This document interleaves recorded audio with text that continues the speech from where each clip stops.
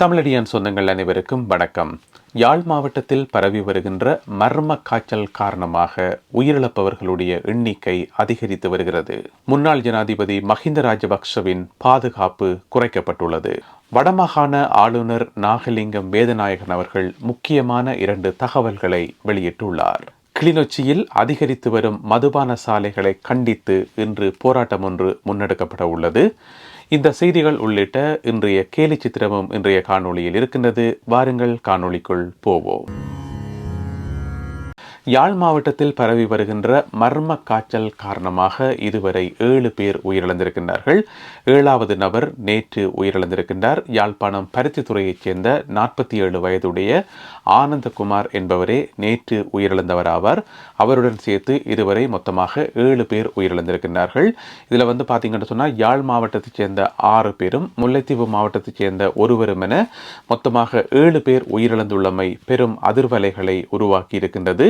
இந்த உயிரிழப்புகளுக்கான காரணம், அதாவது இப்பொழுது பரவிக்கொண்டிருக்கின்ற இந்த மர்ம காய்ச்சல் என்ன விதமான காய்ச்சல் என்பது சம்பந்தமான தகவல்கள் இதுவரை வெளியாகவில்லை. அது சம்பந்தமான ஆய்வுகள் மேற்கொள்ளப்படுவதாக சொல்லப்படுகின்றது.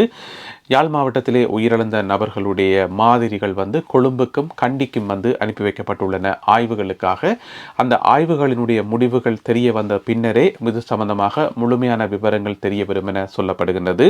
இருந்த போதிலும் கூட இது எலி காய்ச்சலாக இருக்கும் என பரவலாக நம்பப்படுகின்றது. அது மாத்திரமல்லாமல் ஏனைய விலங்குகளில் இருந்து பரவுகின்ற ஒரு வகை வைரஸ் கூட இதற்கான காரணமாக இருக்க முடியும் என சொல்லப்படுகின்றது.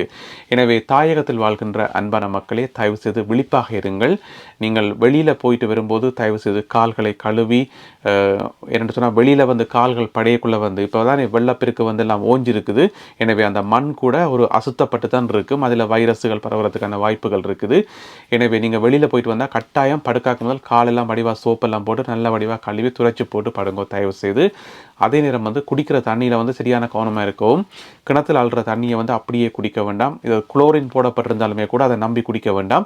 சுட வச்சு குடிங்கோ தயவு செய்து. அது மிக மிக முக்கியமானது. அப்படி சுட வச்சு குடிக்கிறதுக்குரிய அவகாசம் இல்லை என்று சொன்னால் கடையில் வேண்டி போத்தல் தண்ணியை குடிங்க, பிரச்சனை இல்லை. இருந்த போதிலும் கூட கிணத்துல அழுற தண்ணியை நேரடியாக குடிக்க வேண்டாம். இன்றைய சூழ்நிலையில் அது பாதுகாப்பானது அல்ல. முடிஞ்ச வரைக்கும் எல்லா உறவுகளும் பாதுகாப்பாக இருங்கோ. ஒரு சின்ன காய்ச்சல் வந்தாலும், சின்ன தடிமன், சின்ன ஒரு மூச்சு திணறல் எதுவாக இருந்தாலும் உடனடியாக மருத்துவமனைக்கு வர சொல்லி மருத்துவர்கள் தரப்பிலிருந்து சொல்லப்பட்டிருக்கிறது. எனவே அனைத்து மக்களும் விழிப்புணர்வோடு இருக்கணும். இந்த காய்ச்சல் மர்ம காய்ச்சலாகவே தொடர்ந்து நீடிக்கிறது. இதுக்குரிய காரணம் என்னன்னு சொல்லி தெரியல. அதே நேரம் பார்த்தீங்கன்னு சொன்னால் வடமாகாண ஆளுநர் நாகலிங்கம் வேதநாயகன் அவர்கள் இது சம்பந்தமாக தான் கொழும்பிலே அரசு அதிகாரிகளுடன், சுகாதார அதிகாரிகளுடன் பேச்சுவார்த்தை நடத்தியிருப்பதாக சொல்லியிருக்கின்றார்.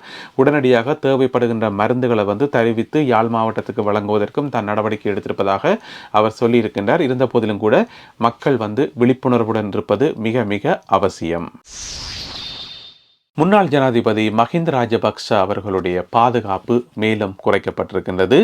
116 பேர் அவருக்கு பாதுகாப்புக்காக இருந்திருக்கின்றார்கள். இப்பொழுது அந்த எண்ணிக்கை 60ஆக குறைக்கப்பட்டிருக்கின்றது.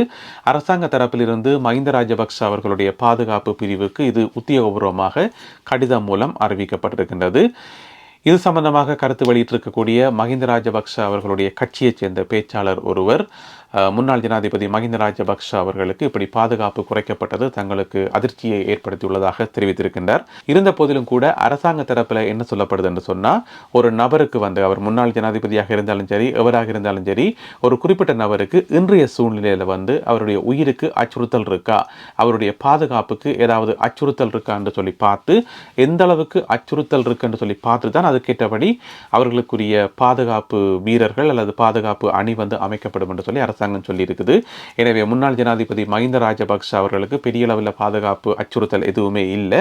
அதனால 116 என்ற எண்ணிக்கையில் இருந்த அவருடைய பாதுகாப்பு வீரர்கள் இப்பொழுது 60ஆக குறைக்கப்பட்டிருப்பதாக அரசாங்க தரப்பிலிருந்து சொல்லப்படுகிறது.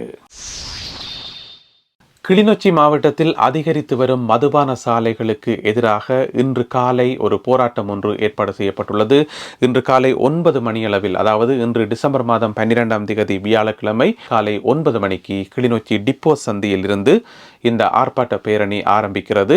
எனவே இது ஒரு முக்கியமான ஆர்ப்பாட்ட பேரணி. எனவே வாய்ப்பு கிடைக்கின்ற அனைவரும் இதிலே கலந்து கொண்டு இந்த அதிகரித்து வருகின்ற மதுபான சாலைகளுக்கு எதிரான குரலை எழுப்பணும் என்றது எங்களுடைய ஒரு வேண்டுகோள். ஏனென்று சொன்னால், கிளிநொச்சி மாவட்டத்தில் 16 பார் லைசன்ஸ் கொடுக்கப்பட்டு கடந்த ஆட்சி காலத்தில் வந்து நல்ல வியாபாரம் நல்ல லாபம் வந்து அரசாங்கத்துக்கு காட்டப்பட்டிருக்கிறது. ரணில் விக்ரமசிங்கவே சொல்லியிருக்கார் 3.1 பில்லியன் ரூபாய் வந்து லாபம் கிடைச்சிருக்குது 9 மாசத்தில் என்று சொல்லி.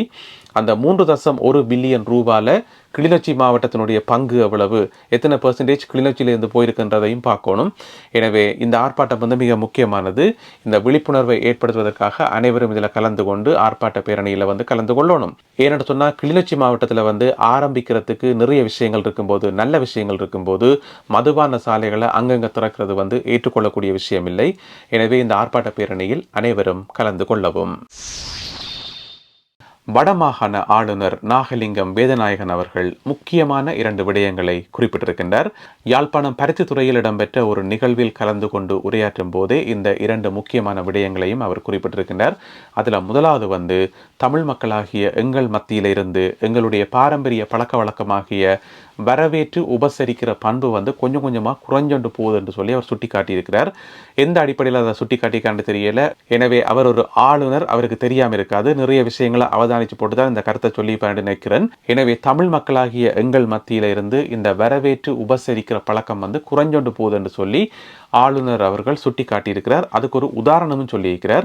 இங்கே இருக்கக்கூடிய அரச திணைக்களங்களுக்கு போய் பார்த்தீங்கன்னு சொன்னால் அங்கே எங்களை வரவேற்கிறதுக்கு யாருமே இல்லை. வரவேற்று உபசரிக்கிறன்னு சொன்னால் அந்த வரவேற்று அந்த என்ன தேவைக்கு போயினமோ அந்த தேவையை நிறைவேற்றத்துக்கு யாருமே இல்லை.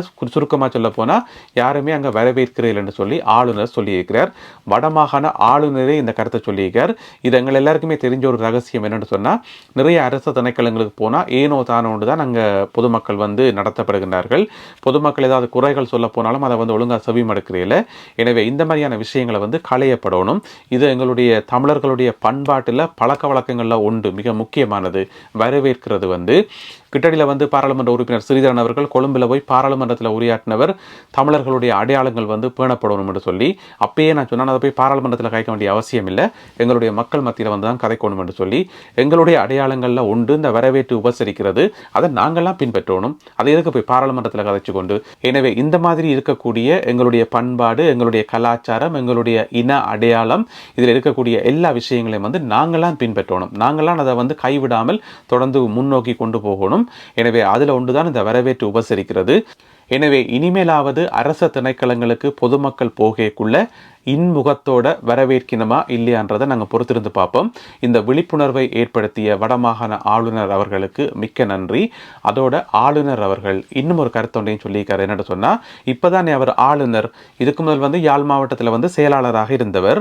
அப்படி இருக்கும்போது புலம்பெயர் தமிழர்கள் வந்து தன்னை சந்திச்சவையாம். இலங்கையில் வந்து முதலீடு செய்கிறதுக்கு, வடக்கு கிழக்கில் வந்து முதலீடு செய்கிறதுக்கு தன்னை வந்து சந்திச்சவையாம். இருந்த போதிலும் கூட அவர்கள் எல்லாருமே வந்து எந்த முதலீடும் செய்யாமல் திரும்பி போயிட்டனமாம். ஏனென்று கேட்டால், இலங்கையில் அப்போ வந்து நிறைய லஞ்சம் கொடுக்க வேண்டி இருந்ததாம். அங்கே இருக்கக்கூடிய அரசு அதிகாரிகள், அமைச்சர்மார், மற்ற எல்லாருக்கும் வந்து நிறைய லஞ்சத்தை கொடுத்து தான் முதலீடு செய்ய வேண்டி இருந்ததாம். அதனால் மனமுடைஞ்சு போன புலம்பெயர் முதலீட்டாளர்கள் வந்து திரும்பி போயிட்டோமாம் என்று சொல்லி முக்கியமான கருத்தொன்றை சொல்லியிருக்கார் ஆளுநர் நாகலிங்கம் வேதநாயகன் அவர்கள். இதுதான் நடக்குது. இலங்கையில் கொண்டு போயிட்டு முதலீடு செய்யணும்னு சொன்னால், எங்களுடைய மக்களுக்கு பயன் தரக்கூடிய ஏதாவது ஒரு முயற்சியை வந்து நாங்கள் செய்யணும்னு சொன்னால், அங்கே நிறைய பேர்ட்ட படியை வந்து அளக்கணும், நிறைய பேரை வந்து குளிப்பாட்டணும், குளிர்விக்கணும். அவைக்கு அள்ளி விசிக்கினா மட்டும்தான் அது நடக்கும். ஆனால் ஆளுநர் சொல்லியிருக்காரு என்னன்னு சொன்னால், இது எல்லாமே வந்து கடந்த காலத்தில் மட்டும்தான், கடந்த அரசாங்கங்களில். இப்போ அப்படி எதுவுமே இல்லை. எனவே நம்பி வந்து முதலீடு செய்யலாம். எல்லோரும் வந்து எங்களுடைய மாவட்டங்களில் வந்து முதலீடு செய்யுங்கோ, எங்களுடைய கிராமங்களில் வந்து முதலீடு செய்யுங்கோன்னு சொல்லியிருக்கிறார்.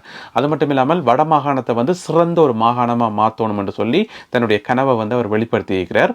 அண்மை காலமாக வந்து ஆளுநர் நாகலிங்கம் வேதநாயகன் அவர்கள் வெளிப்படுத்தி கொண்டு வர எல்லா கருத்துக்களுமே வந்து கவனிக்கக்கூடிய கருத்துக்களாக தான் இருக்குது. ஒரு புரட்சிகரமான கருத்துக்களாக எங்களுடைய மாகாணத்தை வந்து அபிவிருத்தி செய்யக்கூடிய மாதிரியான ஒரு கருத்துக்களாகவே இருக்குது. எனவே அது வந்து வரவேற்கப்பட வேணும். எனவே எல்லா மக்களும் சிந்திச்சு எங்களுடைய பிரதேசங்கள், எங்களுடைய இடங்களை வந்து அபிவிருத்தி செய்கிற சம்பந்தமாக சிந்திக்கணும். மிக குறிப்பாக வந்து கிராம மட்டங்களிலிருந்து, பிரதேச செயலாளர் மட்டங்களிலிருந்து ஒவ்வொரு பிரதேசத்திலையும் வந்து என்ன செய்தால் அந்த பகுதியை வந்து அபிவிருத்தி செய்யலாம் என்று சொல்லி அந்தந்த பிரதேசங்களில் இருக்கிறாக்கெல்லாம் அதை கண்டுபிடிச்சு அதுக்கு ஒரு திட்டத்தை தயாரித்து அதை வந்து புலம்பெயர் முதலீட்டாளர்களுக்கு கொடுக்கணும். அப்படி கொடுக்கும்போது புலம்பெயர் முதலீட்டாளர்கள் அவர்கள் போயிட்டு மிக சுலபமாக அங்கே முதலீடுகள் செய்கிறதுக்கு அது வாய்ப்பாக இருக்கும். எனவே ஆளுநரை இந்த விஷயத்தை சொல்லியிருக்கிறார். எனவே ஒவ்வொரு பகுதிகளிலும் இருப்பவர்கள் நீங்கள் சிந்திக்கணும், உங்களுடைய பகுதியில் என்ன முதலீடுகள் செய்தால் அந்த பகுதியை அபிவிருத்தி செய்யலாம், என்ன முதலீடுகள் செய்தால் அங்கே இருக்கக்கூடிய இளைஞர் யுவதிகளுக்கு வேலை வாய்ப்பு கொடுக்கலாம் என்று சொல்லி அந்தந்த பகுதிகளில் இருக்கிறார்கள் தீர்மானித்து அதை ஆளுநர் கூடாகவோ அல்லது உங்களுடைய பிரதேச செயலாளர் ஊடாகவோ வெளிப்படுத்தினா அது மிகவும் உபயோகமாக இருக்கும். வெளிநாடுகளில் இருந்து முதலீடு செய்வதற்கு அது வாய்ப்பாக இருக்கும். எனவே சிந்திப்போம், செயல்படுவோம். அடுத்ததாக இன்றைய கேலி சித்திரம் கார்ட்டூன். ஜனாதிபதி அனுரகுமார திசாநாயக்க அவர்கள் ஒரு மேசையில் இருந்து பட்ஜெட் வரவு செலவு திட்டத்தை பற்றி எழுதி கொண்டிருக்கிறார். 2025ஆம் ஆண்டு வரவு செலவு திட்டம் சமர்ப்பிக்கத்தானே வேணும். இப்போ எல்லாராலும் மிகுந்த ஆவலோடு எதிர்பார்க்கப்படுது அவருடைய வரவு செலவு திட்டம். ஏன்னு சொன்னால் NPP அரசாங்கத்தினுடைய முதலாவது வரவு செலவு திட்டம். IMF ஒரு பக்கம் பார்த்து கொண்டிருக்குது, எதிர்க்கட்சிகள் பார்த்து கொண்டிருக்குது, என்ன பிளவுடிக்கலாம், என்ன குற்றம் சொல்லலாம் என்று சொல்லி. அவங்களுடைய தமிழ் கட்சிகள் கொஞ்சமும் பார்த்து கொண்டிருக்கணும், அதில் ஏதாவது பிளவுடிக்கலாமான்னு சொல்லி. எனவே எப்படி பரவலாக எல்லாரும் பார்த்து கொண்டிருக்கணும் 2025ஆம் ஆண்டினுடைய வரவு செலவு திட்டம் எப்படி இருக்க போகுது என்று சொல்லி. எனவே அதை எழுதி கொண்டிருக்கிறார். அப்போ மை முடிஞ்சிருக்கும் போல நடக்குது. IMF மை கொடுக்குது, நாங்கள் எழுதுங்கன்னு சொல்லி. எனவே IMF-னுடைய ஒரு தூண்டுதல் அல்லது IMF பின்னுக்கு இருந்து இந்த பட்ஜெட்டை எழுதி வைக்குது என்று சொல்லி இது ஒரு அர்த்தத்தை எடுக்கலாம் இந்த கேலி சித்திரத்தில். அது மட்டும் இல்லாமல் இதில் இன்னும் ஒரு விஷயம் ஒன்று இருக்குது. அந்த வரவு செலவு திட்டம் 2025 இருக்குது தானே, அது மற்ற பக்கம் தலகளாக இருக்குது. அது வேணுமென்றே தலகளாக ஓவியர் வரைஞ்சாரா அல்லது எங்களுக்கு தெரியட்டுமெண்டாக்காக, நாங்கள் பார்க்கக்குள்ள எங்களுக்கு தெரியட்டுமெண்டாக்காக அப்படி வரைஞ்சாரா, அல்லது ஜனாதிபதி அனுரகுமார திசாநாயக்க அவர்களுக்கு வரவு செலவு திட்டம் வரைகிறதுக்கு போதிய அளவு அனுபவம் இல்லை, அதனால் அவர் தலகளாக வரைகிறார் என்று சொல்லி அர்த்தத்தில் அப்படி போட்டாலும் இன்னும் தெரியலை. இருந்த போதிலும் கூட அந்த வரவு செலவு திட்டம் 2025 மற்ற பக்கம் தலகளாக தான் இருக்குது. இந்த கேலி சித்திரத்தை பார்க்கக்குள்ள உங்களுடைய மனசில் தோன்ற கருத்துக்களை மறக்காமல் கீழே எழுதுங்கள். மீண்டும் மற்றும் ஒரு காணொளியில் உங்களை சந்திக்கின்றேன். அதுவரை நன்றி, வணக்கம்.